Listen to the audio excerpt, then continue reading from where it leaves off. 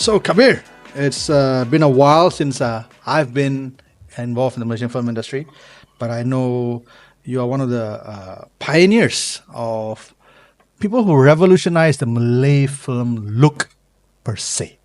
Um, may I ask, what was your very first Malay visual presentation, be it TV or film? Oh, okay, that's a good question. See, I come from a generation from the 90s from Mumbai.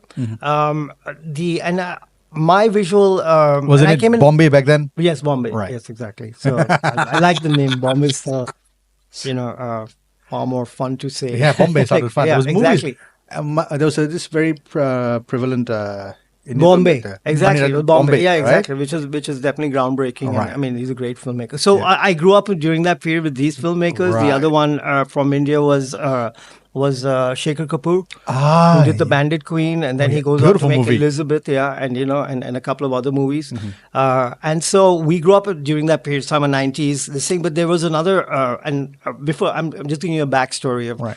There was another thing that was happening in the early 90s in India was, we opened up our economy and therefore from a socialist kind of a pretty back like a failed state, we kind of allowed more, influences from outside. The first thing that came was it was cable TV at that time. So you're talking about the early 90s when CNN suddenly goes satellite based, and we had Rupert I Murdoch. remember the and all- time. Correct. So and these guys came in and we suddenly started getting in the early 90s HBO and Oh, wow. all the big this thing. So we started growing up on these movies.